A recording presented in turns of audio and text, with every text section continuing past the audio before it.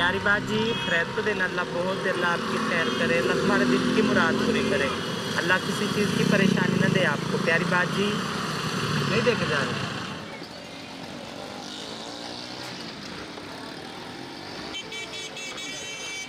पाकिस्तान में एक अरसा दराज से, जब से पाकिस्तान का वजूद आया, वो उस वक़्त से 1947 से ये लोग मौजूद थे।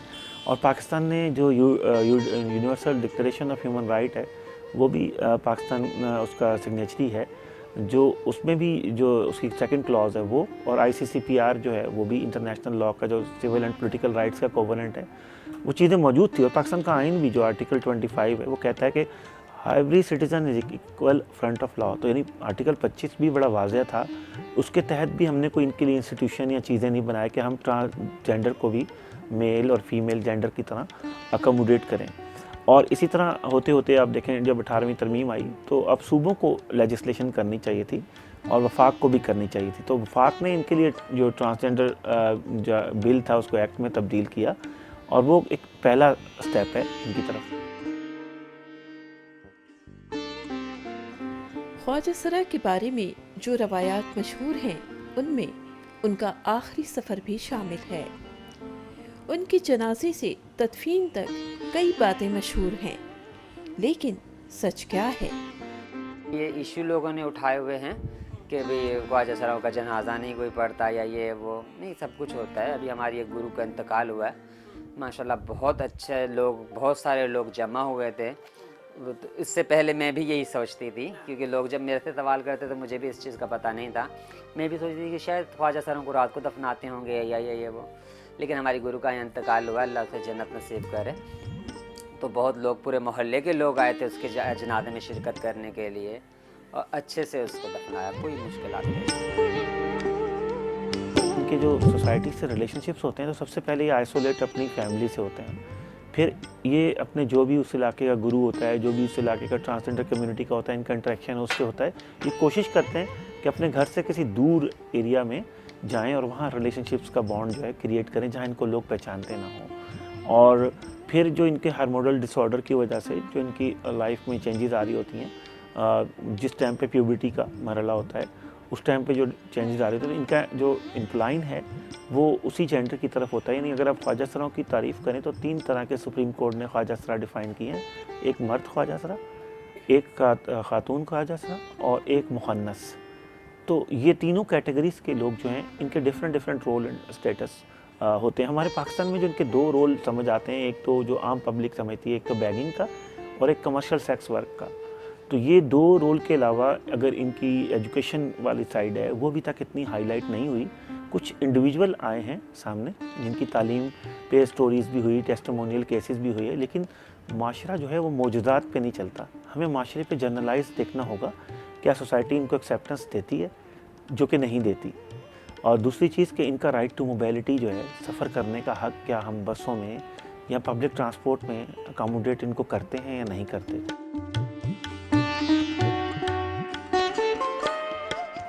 ख्वाजा सरा के साथ माशरती रवैये की तलखियाँ और तस्हीक आमीज़ रवैया किस तरह असरअंदाज होता है, और उसका तदारुक कैसे मुमकिन है? ऐसा कोई रिहैबिलिटेशन का इदारा भी हो जहाँ पर अगर ऐसे लोगों को, सेग्रीगेटेड लोग जो है, जो उनके लिए जगह भी कोई नहीं होती माशरे में, सिवाय इसके क्यों इन्हीं तरह के लोगों के साथ जुड़ जाते हैं ऐसे बच्चे। तो एक इस तरह का भी अगर कम्युनिटी लेवल पे कोई गवर्नमेंट इनिशिएट करे, जैसे फॉस्टर होम्स होते हैं, जो बच्चे जुवेनाइल्स होते हैं, तो एटलीस्ट इनको कवर मिल सके किसी तरह का। और भी तरीके हो सकते हैं, लेकिन इनको प्रोटेक्ट करना बहुत जरूरी है बचपन में।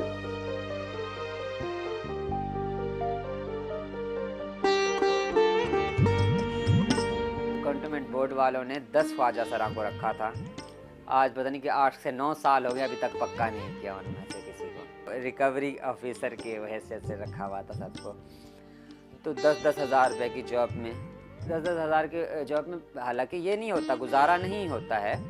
आजकल तो किराए मकान के 10-10 हज़ार हो जाते हैं, तो कहाँ से खाएं, कहाँ से ये करें। लेकिन फिर भी ख्वाजा सरा कर रहे थे। जब पक्का नहीं किया, फिर 10 रखे, उसमें से 3 को निकाल दिया किसी वजह से, फिर 2 को, अभी मेरे ख्याल से 2 के बदले 3 ही बस कर रहे हैं। प्रॉब्लम क्या थी जिसलिए आपने पे नहीं किया? हमें रखा हुआ बदतमीज के लिए। ये देख ले, अगर आइंदा जो भी है हर पहली दफा ही जाके दे देना, ये हमें दोबारा नहीं आना पड़ेगा। समझ गए ना? वक्त के साथ बहुत सी चीज़ें बदल गई हैं। पाकिस्तान में भी ख्वाजा सरा के रवायती किरदार के साथ मॉडलिंग और एक्टिंग में भी तालीम याफ्ता चेहरे नजर आएंगे। ये बड़ी खुशगवार तब्दीली है।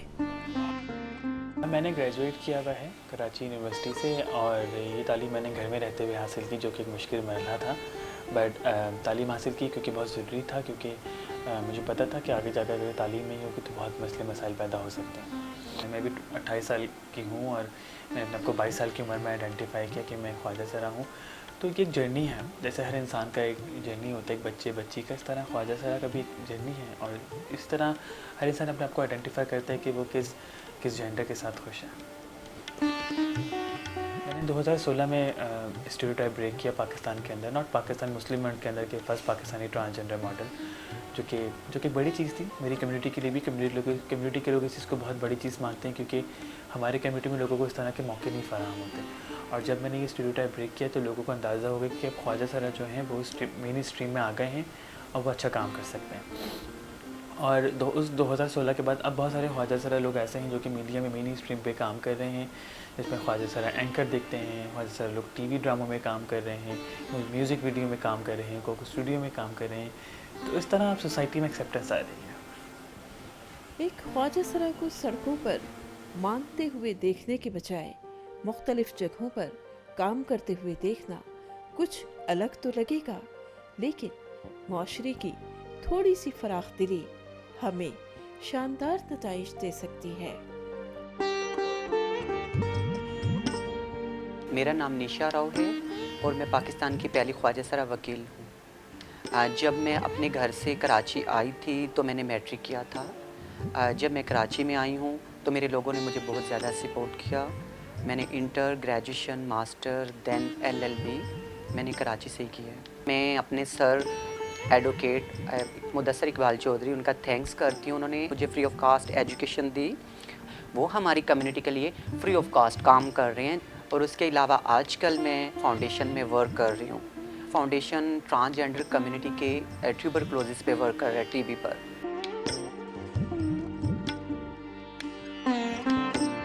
हमारे पास जॉब्स नहीं हैं, कोई वोकेशनल ट्रेनिंग सेंटर्स हमारे लिए नहीं है प्रॉपर तरीके से। हमारे कम्युनिटी के लोग ज़्यादातर कच्ची आबादियों में रहते हैं।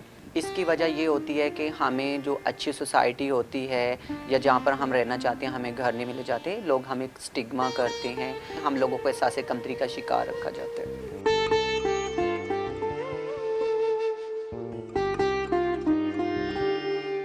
स्टार्टिंग में मैंने भी बैगिंग की है, अपने आम लोगों की तरह मैं भी रोडों पे घूमती थी। क्यों आज मेरे दिल में उन्हीं लोगों के लिए मोहब्बत है जिनके साथ मैंने खाया, जिनके साथ मैं चौराहों पर घूमी, जिनके साथ मैंने घरों के विज़िट किए। मैं उन लोगों के लिए आज भी काम कर रही हूँ। जब वो लोग जिनको पुलिस अरेस्ट कर लेती है या उनके लिए कोई प्रॉब्लम पुलिस बना देती है तो मैं पुलिस स्टेशंस जाती हूँ, मेरी बात नहीं सुनी जाती तो मैं commission of Sindh status of women की जो लॉ कमेटी है मैं उसकी मेंबर भी हूँ, तो मैं कमीशन से कॉल करवाती हूँ। अगर उन लोगों में से हज़ारों में से एक निशा राव सामने आई है, पता नहीं मेरे पीछे कितनी निशा राव होंगी, वो भी मुझसे आगे जाना चाहेंगे। शायद इस घुटे हुए माहौल को ताज़ा हवा के इसी झोंके का इंतज़ार है।